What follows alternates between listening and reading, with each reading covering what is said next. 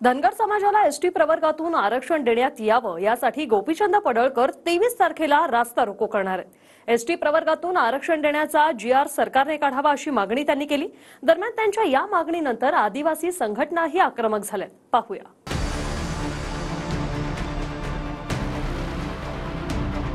ST आरक्षण अंमलबजावणीचा GR काढणे याबद्दल सरकारने तात्काळ भूमिका घ्यावी। ज्याच्या धमक आहे त्यांनी GR काढून दाखवा। मुंबईला मराठवाड्याला जाणारे जे पाणी ते रात्रीतून आम्ही नळकाड्याकडून बंद करून टाकू। त्या रेल्वेच्या पटऱ्या सगळ्या उखडून फेकून देऊ आम्ही। पडळकर साहेबांनी सुद्धा समंजसाची आणि सहकार्याची भूमिका घ्यावी। मराठा आरक्षणानंतर आता धनगर आरक्षणाच्या मागणीने जोर धरलाय। एसटी प्रवर्गातून धनगर समाजाला आरक्षण देण्याच्या मागणीसाठी गोपीचंद पडळकर आक्रमक बनले। 23 सप्टेंबरला धनगर आरक्षणासाठी गोपीचंद पडळकर राज्य सरकार विरोधात मोर्चा काढणार आहे। तात्काळ खोटे धनगरांचे दाखले रद्द करणे आणि धनगर समाजाच्या एसटी आरक्षण अंमलबजावणीचा GR काढणे याबद्दल सरकारने तात्काळ भूमिका घ्यावी। सरकारने सगळ्या अधिकाऱ्यांना स्ट्रिक्ट सूचना द्याव्यात आणि त्याची अंमलबजावणी करण्यासाठी पाऊल उचलावं। महाराष्ट्रातल्या धनगरांनी सोमवारी 23 तारखेला आपली ताकद जिथं कुठं जमेल तिथं शांततेच्या मार्गानं आपण हे रास्ता रोकोचं आंदोलन करायचं आहे। माननीय गोपीचंद पडळकर साहेब विधिमंडळामधले आमचे सदस्य आहेत। ज्यावेळी सकल धनगर समाजाबरोबर मी आणि मान्य चंद्रकांत दादा पंढरपूरला चर्चा करायला गेलो होतो, त्यानंतर दुसऱ्या दिवशीची बैठक मान्य मुख्यमंत्री शिंदे साहेबांनी मंत्रालय सह्याद्री अतिथीगृहावर घेतली। त्या बैठकीमध्ये पडळकर साहेब सुद्धा होते। सरकार निश्चितपणे जे बैठकीमध्ये ठरलं त्याची पूर्तता करण्यासाठी काम करत आहे। त्यामुळे पडळकर साहेबांनी सुद्धा समंजसाची आणि सहकार्याची भूमिका घ्यावी। एसटी प्रवर्गातून धनगर समाजाला आरक्षण देण्याची मागणी तशी जुनीच आहे। तसंच एसटी प्रवर्गातून धनगर समाजाच्या आरक्षणाला आदिवासी नेत्यांचा देखील विरोध आहे। मात्र आदिवासी समाजाच्या आरक्षणाला धक्का न लावता धनगर समाजाला एसटी प्रवर्गातून आरक्षण देण्याची मागणी गोपीचंद पडळकर यांनी केली आहे। आज आदिवासी जमातीतल्या लोकांना आम्ही विनंती करतोय, हात जोडून विनंती करतोय की सुप्रीम कोर्टाने निर्णय ज्या पद्धतीने दिलाय हे कास्टचं उपवर्गीकरण करा आणि त्यामध्ये तुमचं हे करा।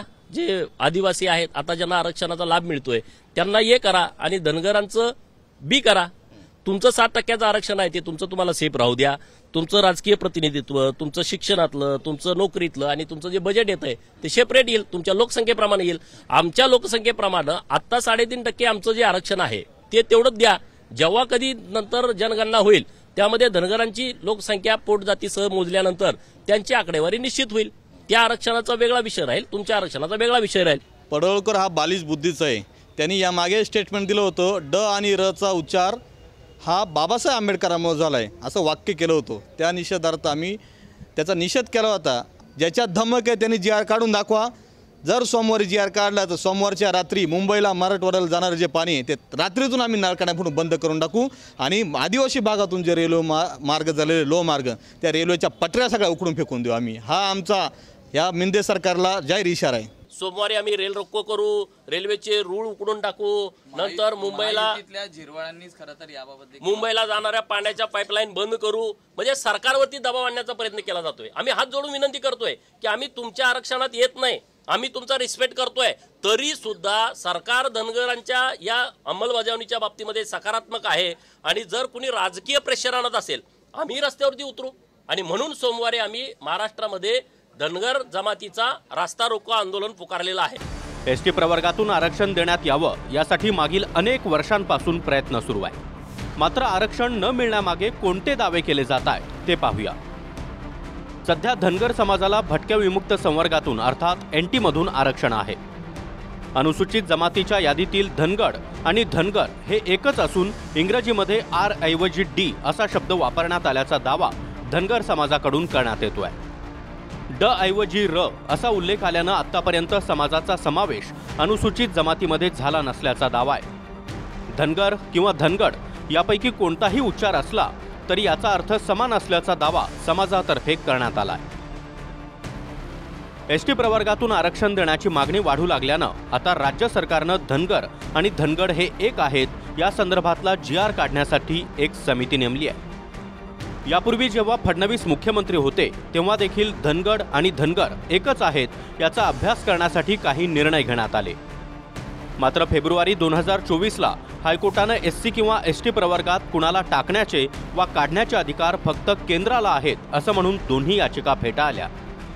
त्यानंतर पुन्हा एकदा महायुती सरकारनं धनगड आणि धनगर एक आहेत याच्या GR साठी समिती गठीत केली आहे। धनगड नाहीच, स्पेलिंग चुकलं असं काही दावा केला जातो, तर मला नाही वाटत की एवढ्या दिवस कोणाच्याच ध्यानात न येणं किंवा जे लिहिणारानं किंवा जी सूची तयार करणारानं जी केलेली आहे त्यांना इंग्लिश येत नाही असं म्हणावं लागेल। मग मध्यंतरी शिंदे समिती नेमली, त्यांनी अभ्यास केला, नंतर ते सुप्रीम कोर्टातसुद्धा गेले आणि कोर्टात गेल्यानंतर कोर्टानंही ते डिसमिस केलं आहे।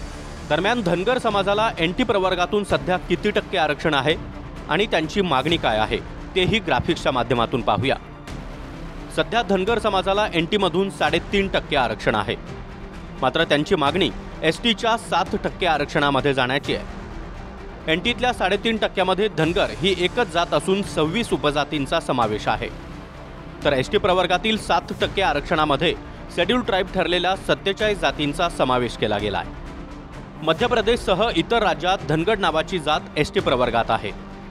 त्यावरून धनगर आंदोलकांचा दावा आहे की धनगड आणि धनगर एकच असून ती चूक फक्त शब्दरचनेमुळे झाल्यानं आम्हाला ST मधून आरक्षण मिळावं। आदिवासी नेत्यांचं म्हणणं आहे की आमची प्रथा, खाद्य संस्कृती, चालीरीती धनगर समाजापेक्षा पूर्णपणे वेगळ्या असल्यानं ते आमच्यामध्ये कसे येतात हे सिद्ध करावं।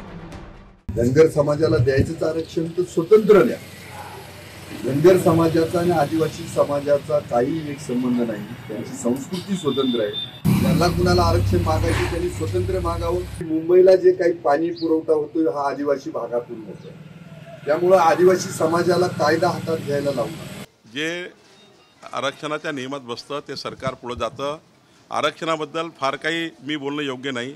नियमाप्रमाणे ज्यांना ज्यांना संविधानिक पद्धतीने आरक्षण देण्याची पद्धती आहे त्या पद्धतीनं तिथे आरक्षण मिळत असतं। मराठा आरक्षणाच्या मागणीनंतर राज्यात OBC आणि मराठा असा वाद निर्माण झाला आहे। दरम्यान आता ST प्रवर्गातून धनगर आरक्षणाची मागणी जोर धरू लागल्यानं आदिवासी आणि धनगर समाजात देखील वादाची ठिणगी पडली आहे। Bureau report, TV9 Marathi.